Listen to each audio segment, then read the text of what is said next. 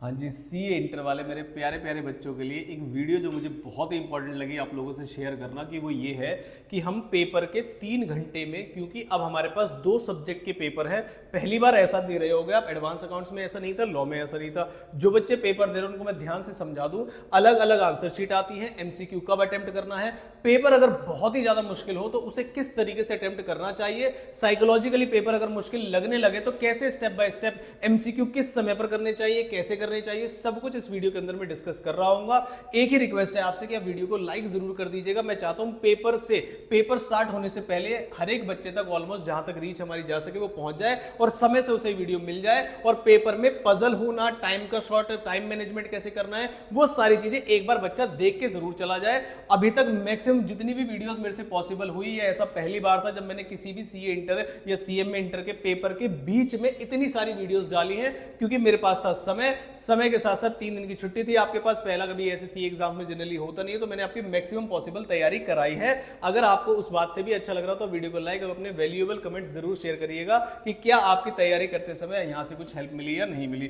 तो मैं अब वीडियो को करता हूं शुरू। बहुत इंपॉर्टेंट है। अभिमन्यु के साथ एक प्रॉब्लम थी, महाभारत शायद आप जानते होंगे, वो बाहर निकलना नहीं जानता था। तो आपको भी एक चीज ध्यान रखनी है कि कल एकदम महाभारत है और आपको दोनों चीजें पता होनी चाहिए कि क्या नाम है पेपर में, यानी कि जो षड्यंत्र उन्होंने रचा था उसमें जो चक्रव्यूह था उसमें घुसना कैसे है और उससे बाहर कैसे निकलना है। तो 3 घंटे की बहुत ही सिंपल स्ट्रेटेजी आपको समझाऊंगा। एमटीपी मेरे पास है, आपका पूरा समझाऊंगा, पेपर का पैटर्न क्या होगा, कितना नंबर अटेम्प्ट करना है, कैसे करना है, सब कुछ समझाऊंगा। वीडियो को पूरा देखिएगा, एंड तक देखिएगा, लाइक और कमेंट जरूर करिएगा।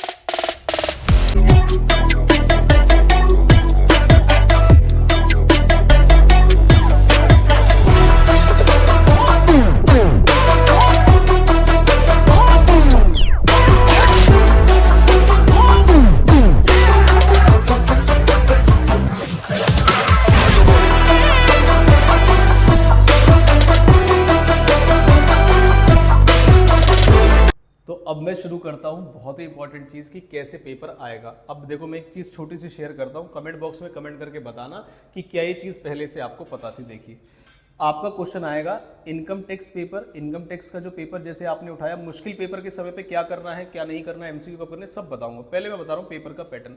फर्स्ट क्वेश्चन कंपलसरी क्वेश्चन करना ही करना है, question number second, question number third, question number fourth, इन तीनों में से आपको कोई 2 क्वेश्चन करने हैं। इसका मतलब इनकम टैक्स का पेपर शुरू होगा और जितना अभी तक आता था लेंदी पेपर उतना नहीं आएगा, क्योंकि 50 नंबर का ही आएगा। तो टाइम मैनेजमेंट में आपको बहुत ज्यादा इशू नहीं होने वाला है।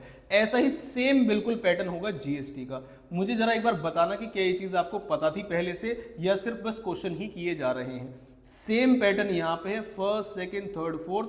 First question compulsory, ITC, payment of tax का मिला के, ये आपका computation of total income, video मैंने आपको ऑलरेडी दे रखी है, घबराने की बिल्कुल भी जरूरत नहीं है। तो टोटल मिला के आपके पास आने वाले हैं 8 क्वेश्चन, 2 ये कंपलसरी वाले, 2 दोनों, टोटल मिला के 6 क्वेश्चन करने वाले, उसका सब पार्ट होगा।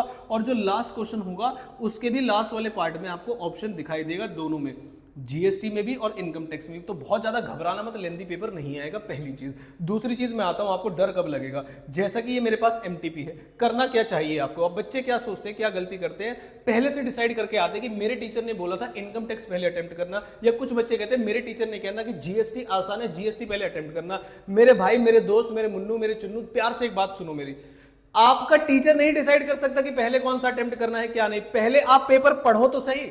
टीचर के हिसाब से तो बच्चे ने जैसा उसने बताया वैसे रिवाइज कर लिया। बच्चे, टीचर को क्या पता, वो उस समय रील को स्क्रॉल, जितनी ज्यादा टेंशन होती है ज्यादा रील स्क्रॉल कर रहा था। तो आप स्क्रॉल कर रहा था, मतलब रील इधर उधर टेंशन बाजी कर रहा था। अब क्या करे, एग्जाम में नींद, 2 बच्चों की नींद उड़ जाती है, यहाँ गधों की नींद बढ़ जाती है आज की डेट में, टीचर को क्या पता। तो मैं आपको बताता हूँ सिंपल स्ट्रेटेजी क्या है। Being a student my self, मैं बताता हूँ कि मैंने अपने समय पर जब 2 पेपर इकट्ठे आते थे तो क्या किया था। तो मैंने क्या किया, मुझे टीचर की स्ट्रेटेजी बिल्कुल समझ नहीं आती थी। मैं क्या करता था, ऐसा नहीं है कि खाली जीएसटी क्या नाम है करके चले जाओ। मैंने कहा मैं क्वेश्चन सिलेक्ट करता था।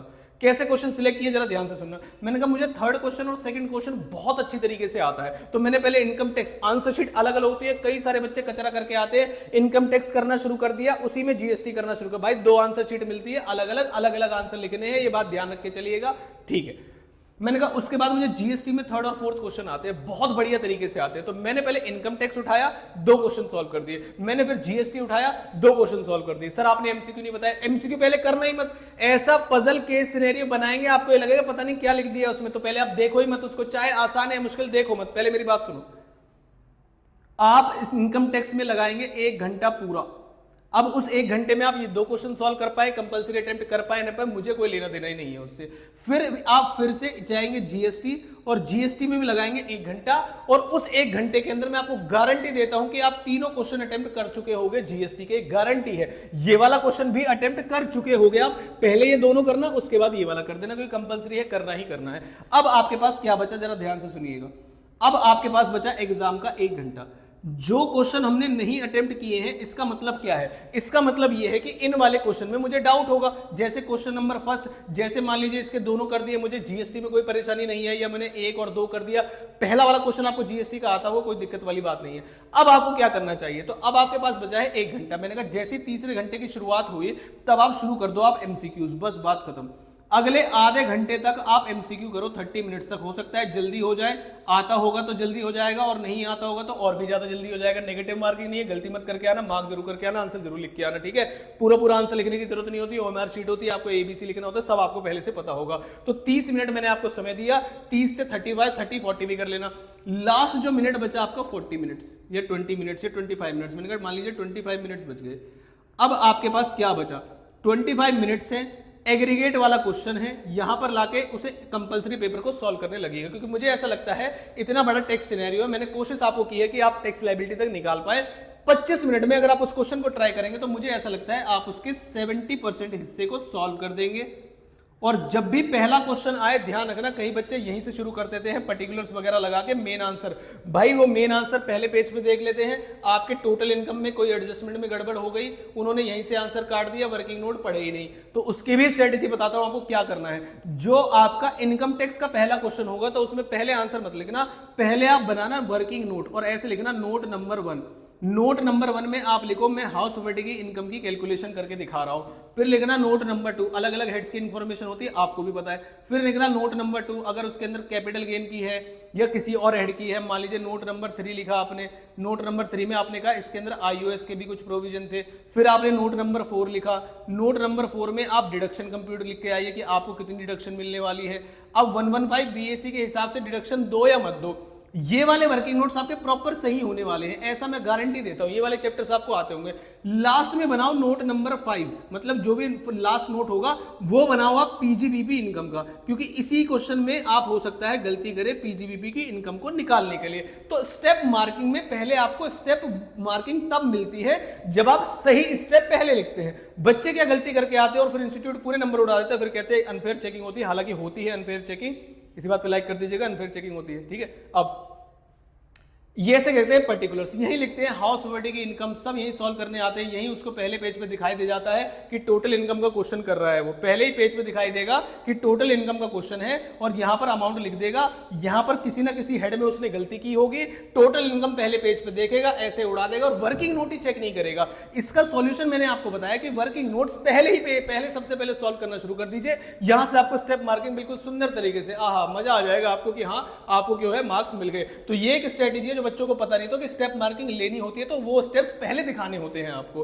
तो ये मैंने बात बताई। अब आ जाता हूं मैं आपके मॉक टेस्ट पेपर। जैसे मैंने आपको बताया पेपर बिल्कुल ऐसे आएगा, देखिए जरा, मैंने कहा इस तरीके से आपके पास पेपर आएगा। हो सकता है जो एमसीक्यू क्वेश्चन है वो आपको बाद में ही दिखाई दे। पहले क्वेश्चन को क्या पढ़ना चाहिए, मैंने कहा डिस्क्रिप्टिव वाले पार्ट पे आ जाओ। जैसे मैं आया डिस्क्रिप्टिव वाले पार्ट पे, एमसीक्यूज है, यहां से आया मैं डिस्क्रिप्टिव वाले पार्ट पे। पहले क्वेश्चन को तो मुझे पढ़ना ही नहीं चाहिए भाई, करना ही करना है, आता हो या ना आता हो, इससे क्या लेना देना। कंपलसरी क्वेश्चन है, हाथ पर चलाएंगे। मैंने कहा इसको क्यों पढ़ना स्टार्टिंग के 15 मिनट में।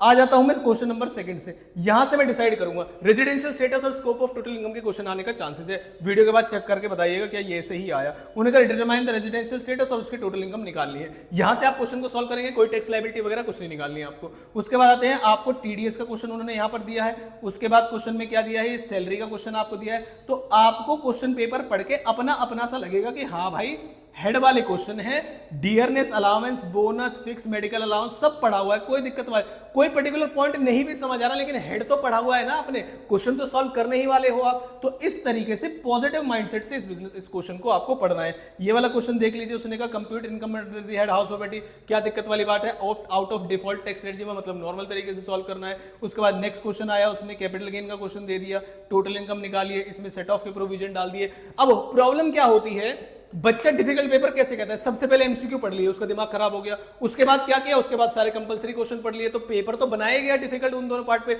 आप पेपर के लूप होल को पकड़िए ना कि यहां से पेपर आसान है। अब मैं जीएसटी में आ जाऊं, जैसे जैसे मैंने कहा था ना ऑप्शन मिलेगा आपको, तो ये रिटर्न का क्वेश्चन आया 139 और रिटर्न में आपको ऑप्शन भी मिला है कि बताइए यहाँ वाले पॉइंट पे क्या क्या आंसर होंगे। अब मैं आ जाता हूँ नेक्स्ट पे। नेक्स्ट से आया आपका जीएसटी, ये जीएसटी का, ये भी 50 मार्क्स का है, देखना जरा ध्यान से। और ऑप्शन में बता दूं आपको, जैसा कि मैं आपको समझा रहा था कि ऑप्शन डिस्क्रिप्टिव पेपर है, question number 1 is compulsory and 2 out of the 3 remaining आपको अटेम्प्ट। तो टोटल कितने अटेम्प्ट करने हैं? 3 क्वेश्चन अटेम्प्ट करने हैं, पार्ट्स भी होते हैं उसके। आगे चलता हूँ, नेक्स्ट कर ले हम जीएसटी पे। जीएसटी पे भी मैंने आपको अजीब अजीब से केस बेस्ड सिनेरियो ऐसे बड़ी बड़ी दे देंगे और आपको लगेगा पता नहीं पेपर में क्या ही हो गया, कुछ आसान भी होंगे कुछ मुश्किल भी होंगे, ठीक है।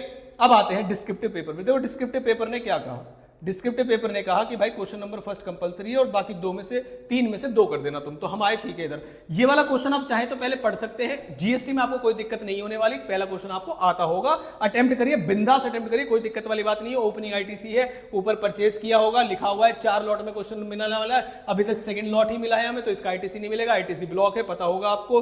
फिर सिक्योरिटी सर्विसेज वाली चीजें पता होगी आपको, स्पोर्ट्स सर्विसेज, फैक्ट्री एम्प्लॉय सब पता होगा आपको। करना चाहे तो कर दीजिए, लेकिन आपको ऐसा लगता है कि पहले बेस्ट परफॉर्मेंस दिखा दूं बाद में कचरा करूं, तो आ जाइए नीचे क्वेश्चन पे। ये देखो वैल्यू ऑफ सप्लाई का क्वेश्चन, बच्चा भी सॉल्व कर दे, बड़े गलती करते हैं, बच्चा आसानी से कर देगा। प्लस माइनस में मैंने इसकी वीडियो बनाई हुई है, वैल्यू ऑफ सप्लाई नहीं देखी तो जाके देख लेना, ठीक है। आगे चलते हैं। फिर उसके बाद किस चीज का क्वेश्चन आया, उन्होंने कहा अदरवाइज ट्रांजैक्शन जीएसटी को टैक्सेबिलिटी होगी या नहीं होगी। इसका मतलब क्या है, हो सकता है चार्ज का क्वेश्चन हो सकता है एग्जेम्पशन का क्वेश्चन हो। चलिए आगे चलते हैं, सप्लाई का क्वेश्चन हो। फिर उस क्वेश्चन टीडीएस का क्वेश्चन आया, जिन बच्चों ने टीडीएस टीसीएस की वीडियो नहीं देखी सब डाली हुई है मैंने, हालांकि अभी तो क्या ही टाइम बचा है। उसके बाद पर्सनल लायबल मतलब रिवर्स चार्ज का, इसकी भी वीडियो डाली हुई है मैंने, आंख बंद करके एक बार में चेक कर लोगे क्या आंसर है। तो जो पेपर डिस्क्रिप्टिव वाला पार्ट है, कंपलसरी क्वेश्चन को छोड़ के वहां तक बच्चा पहुंचता है लास्ट के 1 घंटे में। पहले 1 घंटा लगा दिया, आधे से ज्यादा घंटा लगा दिया एमसीक्यू करने में, क्योंकि प्रैक्टिकल क्वेश्चन सॉल्व होते हैं। फिर 1 घंटा आधा घंटा लगा दिया उसने डिस्क्रिप्टिव पेपर में, जो उसका वीक पार्ट था, और जो स्ट्रॉन्ग पार्ट रहा वो कर ही नहीं पाया। तो इसलिए मैं आपको समझा रहा हूं कि पेपर से पहले पेपर की साइकोलॉजी को समझिए कि आप कौन सा पेपर देने वाले हैं, उसका पैटर्न क्या है, 3 क्वेश्चन आने वाले हैं। तो आपका जो स्ट्रॉन्ग पॉइंट होगा, शायद सारे बच्चे एग्री करेंगे, वो यहां होगा आपका स्ट्रॉन्ग पॉइंट, मतलब क्वेश्चन नंबर 2 से शुरू होगा और 4th में। तो मैं चाहता हूं आप इस वाले हिस्से को पहले करें, फिर जीएसटी वाले हिस्से को भी कर दीजिए, फिर उसके बाद एमसीक्यू उठा लीजिए, लास्ट में समय मिले तो आपका इनकम टैक्स का कंपलसरी क्वेश्चन करना। ऐसा ना हो कंपलसरी क्वेश्चन करते समय स्टेप मार्किंग मिली नहीं और जो क्वेश्चन आते थे वो छूट गए। आई होप यहां तक मैंने जो बातें बताई आपको वो सारी चीजें सेंस बना रही होंगी। अलग अलग आंसर शीट होती है, बढ़िया तरीके से पेपर करिएगा, जो आपको क्वेश्चन आता है पहले वो सिलेक्ट करिए। अलग अलग आंसर शीट होती है, नंबरिंग बढ़िया तरीके से डालिए, मिडिल पे डालिए, पेज को चेंज कर दीजिए, वर्किंग नोट बनाइए। और कुछ बच्चों को मैं बता दूं, कुछ सजाने मत बैठ जाना, इस तरीके से लाइन खींचना, इस तरीके से लाइन खींचना कुछ नहीं है भाई, सॉल्व करके आना। 80 नंबर वाले की कहोगे तो सुबह मार्कशीट की वीडियो डाल दूंगा कि टेक्स्ट में 70-80 प्लस किसी के आए तो उसकी मार्कशीट दिखाओ जरा, कैसे पेपर अटेम्प्ट किया उसने। बोलोगे तो डाल दूंगा, कमेंट बॉक्स में बताना, मॉर्निंग में डालूंगा, देख के अपना मस्त चले जाना। तो मेरे हिसाब से ये मेरी तरफ से आपको 3 घंटे की एग्जाम स्ट्रेटजी, अब तक जितना पढ़ लिया है उसी को रिवाइज कर लीजिए, उसी में गलती मत करिएगा। पेपर बहुत मस्त जाने वाला है आपका, एमसीक्यू को छोड़ना नहीं है आपको, चाहे आए या ना आए, नेगेटिव मार्किंग नहीं है। कई सारे बच्चे भूल जाते हैं इस वाले पॉइंट को। अभी तक जितनी वीडियोस आपको मिली, अगर अच्छी लगे तो वीडियो को लाइक और अपने वैल्यूएबल कमेंट्स जरूर बताइएगा।